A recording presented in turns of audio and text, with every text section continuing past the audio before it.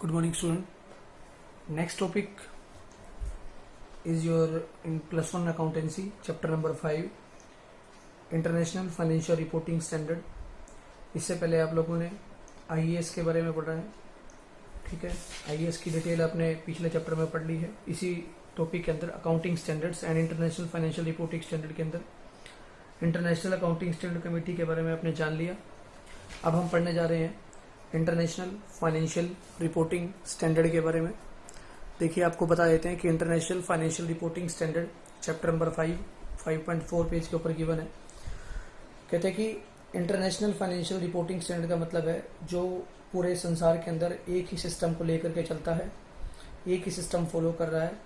ठीक है, जब आप इस सिस्टम को फॉलो कर लेते हैं तो आपकी फर्म को या आपकी कंपनी को एक सिस्टम को फॉलो करने के बाद किसी दूसरे सिस्टम को फॉलो करने की कोई भी जरूरत नहीं है. अकाउंट्स को रिकॉर्ड करने की, मेंटेन करने की. ऐसा इसलिए किया गया क्योंकि आज आप इन्वेस्टमेंट केवल अपने देश में नहीं करते हैं, बाहर के देशों में भी करते हैं.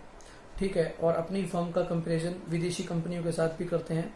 तो उसके लिए हो सकता है कि आपकी कंट्री का अकाउंटिंग स्टैंडर्ड अलग हो, अकाउंट्स अलग से मेंटेन हो, उस कंट्री के अकाउंट्स अलग से मेंटेन हो. तो इसके लिए एक सिस्टम बनाया गया है, इंटरनेशनल फाइनेंशियल रिपोर्टिंग स्टैंडर्ड. इस सिस्टम के अकॉर्डिंग आप अपने अकाउंट्स तैयार करेंगे. इसका क्या फ़ायदा होगा, जब आप इस सिस्टम को अपना लेते हैं तो संसार के बाकी देश भी अगर इस सिस्टम को अपनाते हैं तो आपस में कंपैरिजन करने में कोई भी दिक्कत नहीं आएगी. ठीक है, अब हम इसको पढ़ते हैं. देखिए क्या कह रहा है ये आपसे.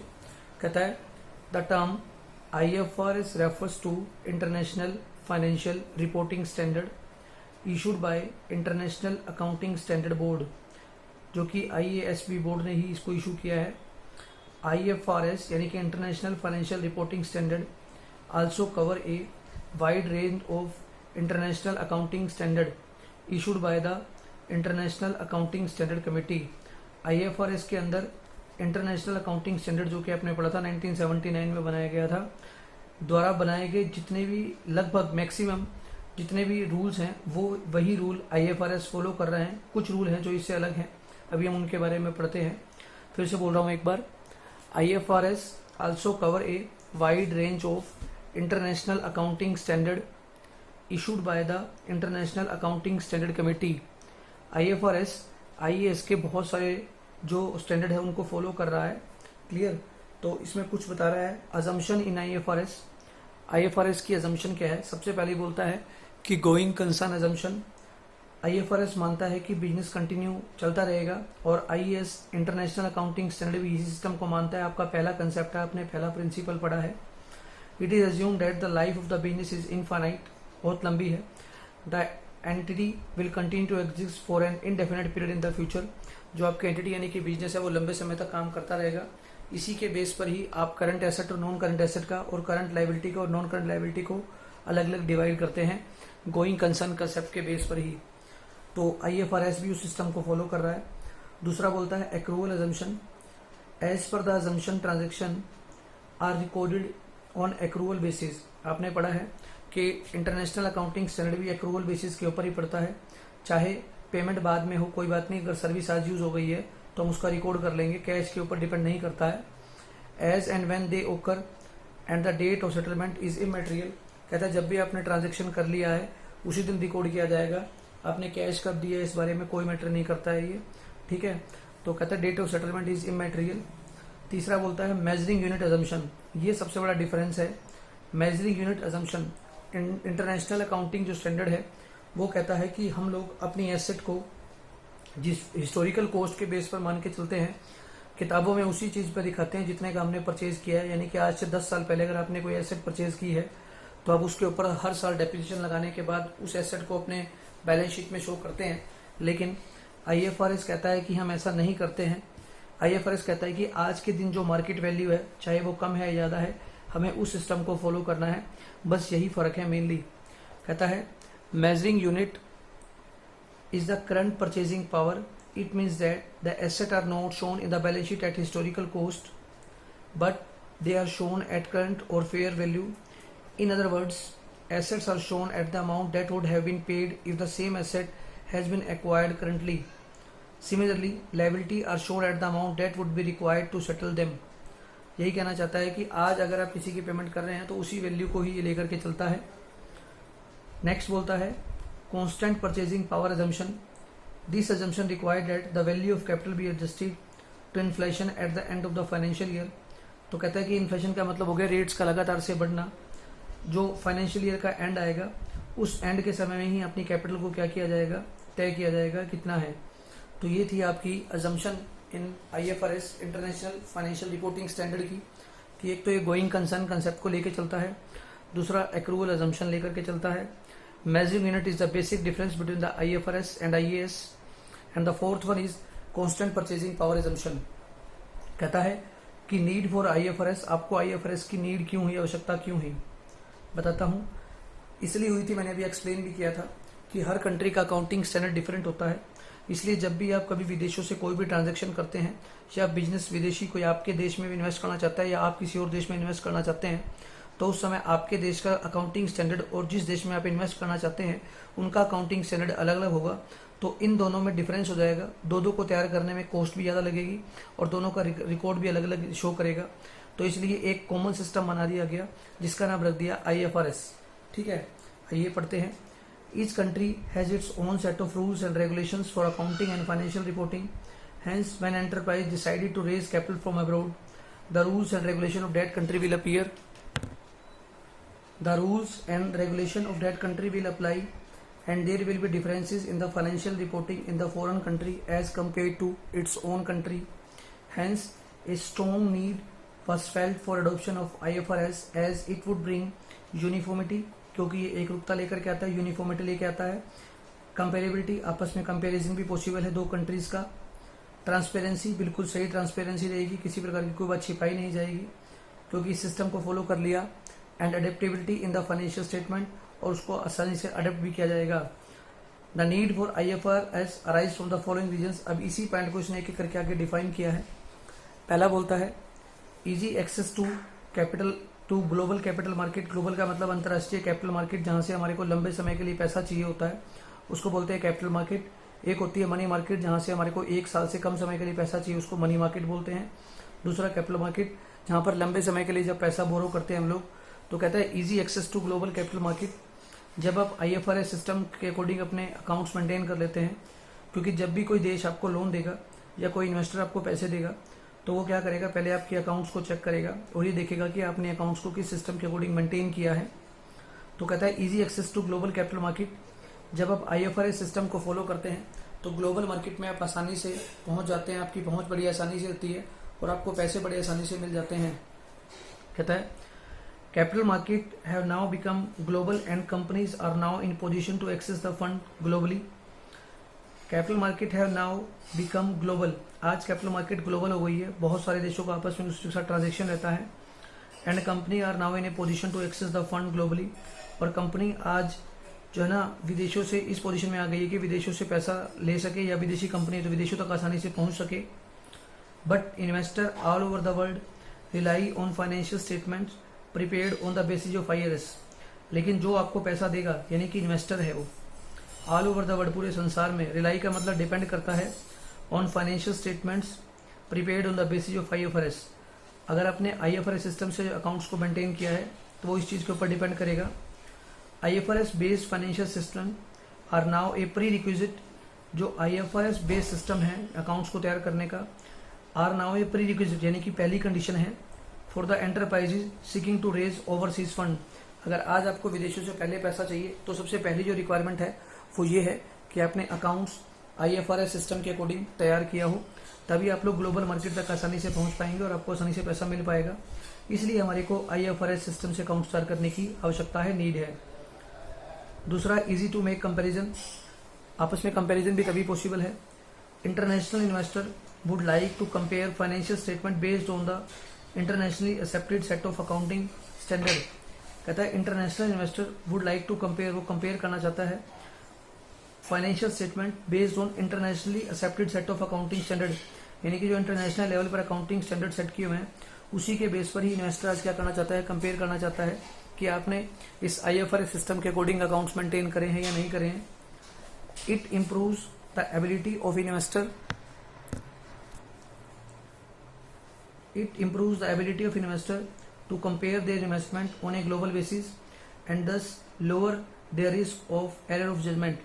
क्योंकि IFRS बेस के ऊपर the ability of investor to compare their investment की इन्वेस्टर जहां पर इन्वेस्टमेंट कर रहा है उसको बड़े आसानी से क्या कर सकता है, सुधार कर सकता है on a global basis and thus lower the risk of error of judgement. तो मतलब उस इन्वेस्टमेंट को जहां वो करने जा रहा है उस इन्वेस्टमेंट को जब वो आसानी से एनालाइज कर लेगा तो गलती का चांस क्या हो जाएगा, कम हो जाएगा। Financial statement based on IFRS और IFRS सिस्टम के अकॉर्डिंग तैयार किया गया सिस्टम क्या करता है, इस रिस्क को कम करता है। Will facilitate the investor to compare financial statement without making adjustment for national accounting differences.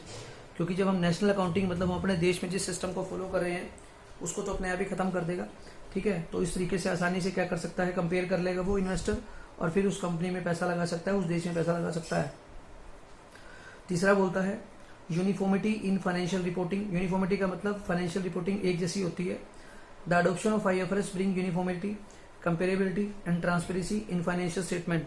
Financial statement मतलब बैलेंस शीट, क्योंकि जब आप IFRS सिस्टम को फॉलो कर रहे हैं तो बैलेंस शीट में आपकी बिल्कुल आप दो कंट्रीज का आपस में कंपेयर कर सकते हैं। ट्रांसपेरेंसी उसमें कोई बात छिपी नहीं होगी, ठीक है। और यूनिफॉर्मिटी का मतलब एक ही सिस्टम को फॉलो किया होगा। It improve the standard and quality of financial reporting. It improve सुधार कर देती है स्टैंडर्ड एंड रिपोर्ट मतलब अकाउंट्स को तैयार करने की, रिपोर्ट तैयार करने की। स्टैंडर्ड एंड क्वालिटी दोनों को ही इम्प्रूव करता है IFRS। फिर बोलता है lower cost of capital raised abroad. कहता है कि जब आप इस सिस्टम को फॉलो करते हैं तो आपको अपना अकाउंट्स तैयार करने की जरूरत नहीं है, नेशनल अकाउंटिंग तैयार करने की जरूरत नहीं है, क्योंकि आपने IFRS सिस्टम को तैयार किया है। इससे आपकी कॉस्ट भी क्या पड़ती है, कम पड़ती है। At present company that operate in global environment have to prepare 2 sets of financial statement, one set based on home country accounting standards and other set for IFRS। In case of adoption of IFRS, अगर आपने IFRS को follow कर लिया तो आपको दो account तैयार करने की जरूरत नहीं है।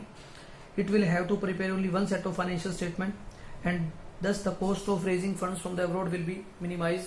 तो अगर आप विदेशों से पैसा उठाते हैं तो आपको पैसा लेने की कॉस्ट क्या पड़ेगी, कम पड़ेगी। फिर बोलता है true and fair valuation of asset. True का मतलब सही, फेयर का मतलब अनबेस्ड, किसी प्रकार के कोई पक्षपात नहीं होता है। There is a wide gap between existing Indian accounting standard and IFRS। As per the Indian accounting standards asset are valued on historical cost, जैसे कि मैंने आपको पीछे भी बताया है assumption के अंदर।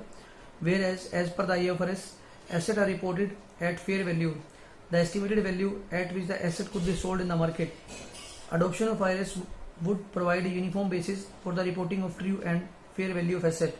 तो ये कहता है सही वैल्यू को दिखाता है आपकी एसेट की, क्योंकि ये मार्केट वैल्यू को लेकर के चलता है, ना कि बुक वैल्यू को लेकर के चलता है। जबकि इंटरनेशनल अकाउंटिंग स्टैंडर्ड हमारा क्या लेके चलता है, बुक वैल्यू को लेकर के चलता है। Difficult to commit fraud and manipulate in the accounts. पहले जो हमारा ट्रेडिशनल सिस्टम था उसके अंदर हम लोग मैनिपुलेशन का मतलब चेंजेस कर सकते थे, फ्रॉड के चांस ज़्यादा थे। लेकिन IFRS सिस्टम के अंदर किसी प्रकार की मैनिपुलेशन पॉसिबल नहीं है और कोई भी चेंज करना या फ्रॉड करना आसान नहीं है। It is easy to manipulate the accounts and commit fraud in the traditional system of accounting. There are tough and rigid rules for the preparation of presentation of financial statement under IFRS and it is extremely difficult to manipulate the accounts. तो ये था आपका need for IFRS की। अब यही चीज़ें आपकी benefit बन जाते हैं, यही आपकी नीड है और यही आपके बेनिफिट्स है। कैसे देखते हैं, कहता है बेनिफिट ऑफ IFRS क्या क्या है। Helpful to enterprise operating globally. कह रहा है कि IFRS को फॉलो करने के बाद आज आप ग्लोबली मतलब संसार के किसी भी देश के साथ ट्रांजैक्शन कर सकते हैं। तो आप ऑपरेशन का मतलब आसानी से काम कर सकते हैं, आपको फंड की जरूरत तो आसानी से अवेलेबल हो जाएगा। Entities having business operation in different country will face problem of consolidation of financial statement if they prepare their financial statement according to the standard prevailing in the different countries. IFRS unify the accounting practice worldwide as a result of which the problem of consolidation is avoided. क्योंकि दो system हमारे को follow करने की जरूरत नहीं होती है। दूसरा हेल्पफुल टू इन्वेस्टर। इन्वेस्टर को भी पैसा इन्वेस्ट करने में आसानी रहती है, क्योंकि IFRS सिस्टम से जब अकाउंट्स तैयार हो जाते हैं तो जो आपका सिस्टम होता है, जो अकाउंट्स होते हैं वो हाई क्वालिटी के होते हैं, रेलेवेंट होते हैं, रिलायबल होते हैं और ट्रांसपेरेंट होते हैं और कंपेरेबल होते हैं, ठीक है। In financial statement, in order to make economic decisions, the use of common set of high quality accounting standard IFRS would be helpful to investor in comparison to financial statement. In short कहूँ तो IFRS system को follow करने के बाद investor क्या करता है, दो अकाउंट्स तैयार करने की जरूरत भी नहीं होती है और वो आसानी से कंपेयर भी कर लेता है, क्वालिटी को भी जान लेता है और रिलायबिलिटी को भी पता लग जाता है। तीसरा बोलता है helpful to industry. Obtaining funds from outside the country become easier ये द फाइनेंशियल स्टेटमेंट्स कंप्लाई मतलब मैच कर लेता है, जोड़ लेता है आपस में with globally accepted accounting standards. Nowadays most of the stock exchange require information as per the IFRS। आज जो स्टॉक एक्सचेंज है उसको सभी इन्फॉर्मेशन IFRS के अकॉर्डिंग ही चाहिए होती है। तो इंडस्ट्री के लिए भी क्या रहती है, ये बेनिफिशियल रहती है। इनकी डिटेल सब बाद में पढ़ेंगे, तो उसके बाद ये चीज़ें आपको समझ में आनी शुरू हो जाएंगी। फिर बोलता है lower cost of raising funds abroad, क्योंकि आपको 2 अकाउंट सिस्टम तैयार करने की जरूरत नहीं है, इसलिए आपकी कॉस्ट बिल्कुल कम पड़ती है। जैसा कि पीछे वाले नीड्स के अंदर पॉइंट नंबर 4 पड़ा था, यहाँ भी पॉइंट नंबर 4 है। Cost of raising funds abroad can be minimize under IFRS as there will be no need to prepare 2 sets of financial statements. Clear. 5वां बोलता है helpful to accounting professional. Accounting professional will be able to provide better service in countries adopting IFRS। जो accounting professionals हैं जो इस service में provide करते हैं, जब IFRS को फॉलो करते हो तो वो क्या करते हैं, बेटर सर्विस प्रोवाइड भी करते हैं। ट्रू एंड फेयर व्यू, क्योंकि IFRS एक ट्रू पिक्चर दिखाता है अकाउंट्स की और उसमें किसी प्रकार की पार्शियलिटी नहीं होती, तो वो बोलता है कि ट्रू एंड फेयर व्यू है। फिर बोलता है difference between IFRS and Indian gap या इंडियन अकाउंटिंग स्टैंडर्ड या जनरली एक्सेप्टेड अकाउंटिंग प्रिंसिपल में क्या डिफरेंस है। सबसे पहले मैं पॉइंट नंबर 3 पढ़ता हूँ। Under IFRS the useful life of the asset have to be reassessed again and again, हमने पढ़ा है, until the asset is fully depreciated, whereas per the Indian GAAP the useful life is estimated only at the beginning।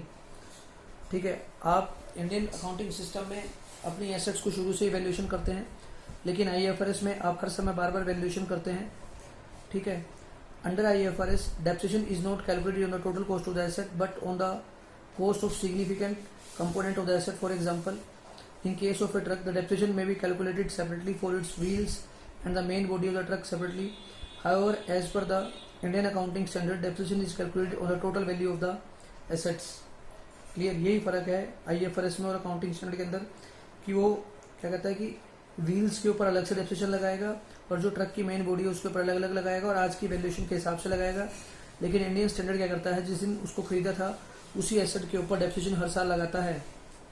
फिर बोलता है IFRS provide a wide framework in which clear guidelines and are given for financial reporting. IFRS में accounts को तैयार करने की बिल्कुल clear guidelines given हुई है। Under the framework provided by IFRS asset liability and equity are clearly defined but no such framework exist under accounting standards. लेकिन international accounting standard में इस प्रकार का या गैप में किसी प्रकार का कोई भी गाइडलाइन गिवन नहीं है। तो अब हम पढ़ते हैं पॉइंट नंबर 1। कहता है IFRS are based on principle where an Indian GAAP और accounting standards are based on rules. IFR principles के ऊपर बेस्ड है, लेकिन गैप किसके ऊपर है, accounting standard are based on rules. For example, under the Indian laws balance sheet and statement of profit and loss are prepared according to schedule 3 of the company act 2013। Company act 2013 के according हम लोग क्या करते हैं, profit and loss और balance sheet को तैयार करते हैं। शेड्यूल 3 पार्ट 1, शेड्यूल 3 पार्ट 2 होता है। Whereas IFRS do not prescribe any format for these. IFRS prescribe that items should be shown in the balance sheet as per the principle associated with each item. For example, under section 3, redeemable preference share are shown under the head share capital, but IFRS requires it to be shown under the head loans, since in the real sense। कहता है कि जो भारतीय यानी कि Indian accounting standard है वो कहता है कि जो रिडीमेबल प्रेफरेंस शेयर वो होते हैं। प्रेफरेंस शेयर एक प्रकार की कैपिटल होती है, जब पैसा लेते हैं हम लोग शेयर्स के माध्यम से तो वो लोग उसे शेयर कैपिटल में शो करते हैं। लेकिन IFRS उसे क्या करता है, एक लोन मानता है, कहता है कि कंपनी ने लोन लिया हुआ है, ठीक है, उसके मालिकों से ही, तो उसको लोन मानता है। Preference share capital is not a capital but loan because it carries a fix rate of dividend and also had to be redeemed as per the terms of issue but not later than 20 years from the date of the issue. कहता है क्योंकि हमें इसका पैसा वापस करना होता है तो वो उसे एक लोन मानता है, क्योंकि 20 साल से ज़्यादा के लिए हम लोग प्रेफरेंस शेयर को इशू नहीं कर पाते हैं। सेकंड बोलता है IFRS are based on fair value concept where Indian GAAP और accounting standard are based on historical cost concept, जो कि बार बार हम पढ़ रहे हैं। फेयर वैल्यू का मतलब होता है आज की मार्केट वैल्यू के अकॉर्डिंग चलता है, लेकिन जो गैप है या अकाउंटिंग स्टैंडर्ड है वो चलता है हिस्टोरिकल कंसेप्ट के अकॉर्डिंग। तो ये फर्क है इन दोनों के बीच में। क्लियर? तो दोबारा से बोल देता हूँ एक बार, IFR प्रिंसिपल्स के ऊपर चलता है और ये रूल्स के ऊपर चलता है। इसका एग्जांपल इसने लेके बताया रिडीमेबल प्रेफरेंस शेयर्स का। इसमें बोलता है कि फेयर वैल्यू को दिखाता है क्योंकि ये आज की वैल्यू को लेके चलता है, लेकिन इंडियन जो अकाउंटिंग स्टैंडर्ड है वो हिस्टोरिकल कॉस्ट को लेकर के चलता है। ठीक है, IFRS लाइफ यूजफुल लाइफ को सेम इसी पॉइंट को रिपीट कर रहा है। IFRS अकाउंटिंग जो हमारी एसेट है उसको बार बार से वैल्यूएशन करता है, लेकिन हमारा जो गैप है या इंडियन अकाउंटिंग स्टैंडर्ड है, इंटरनेशनल अकाउंटिंग स्टैंडर्ड है, वो बुक वैल्यू के ऊपर डेप्रिसिएशन लगाता है। ठीक है, IFRS depreciation is not calculated total cost of the asset, ये टोटल कॉस्ट के ऊपर नहीं लगाता है बल्कि अलग अलग पार्ट्स में डिवाइड करता है, जैसे ट्रक का एग्जांपल लिया था। लेकिन इंटरनेशनल अकाउंटिंग स्टैंडर्ड हमेशा टोटल कॉस्ट के ऊपर ही लगाता है और IFRS एक बेटर पिक्चर को दिखाता है। ठीक है, in comparison to international accounting standard. तो ये था आपका IFRS के बारे में। अब एक चैप्टर 2 के अंदर मैंने एक कंसेप्ट छोड़ा था डिस्काउंट के बारे में, वो मैं आपको बताने जा रहा हूँ कि डिस्काउंट क्या होता है। 1 मिनट में आपकी समझ में आ जाएगा, कोशिश कीजिए समझने की।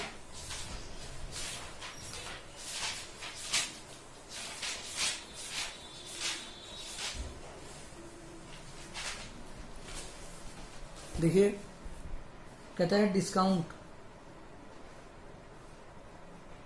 डिस्काउंट क्या होता है? डिस्काउंट होता है एक प्रकार का अलाउंस। ठीक है, ये एक प्रकार का फायदा होता है हमें परचेज करते समय और सेल करते समय। तो एक प्रकार का ये अलाउंस होता है जो बायर भी दे सकता है और सेलर भी देता है। डिस्काउंट को इसने 2 पार्ट्स में डिवाइड किया है। First one is your trade discount and second one is your cash discount. पहले मैं ट्रेड डिस्काउंट के बारे में आपको बताता हूं। ट्रेड डिस्काउंट क्या होता है? ध्यान रखना, ये डिस्काउंट तभी दिया जाता है या लिया जाता है परचेज और सेल के टाइम पे। कहता है ट्रेड डिस्काउंट हमेशा MRP प्राइस के ऊपर दिया जाता है या कैटलॉग प्राइस के ऊपर दिया जाता है। ठीक है, जब भी आप कोई क्वांटिटी, जब भी आप कोई गुड्स जिस चीज़ का बिजनेस कर रहे हो उसको बल्क में यानी कि बहुत सारा इकट्ठा परचेज करते हो, मैं परचेज करने की बात कर रहा हूँ, तो जब आप बल्क में एक साथ इकट्ठा परचेज करते हो तो उसको ट्रेड डिस्काउंट कहते हैं। इसमें शॉपकीपर आपको देता है, कहता है मान लीजिए अगर आप 1 लाख रुपए का सामान इकट्ठा परचेज करोगे तो दुकानदार आपको 10% का डिस्काउंट दे रहा है।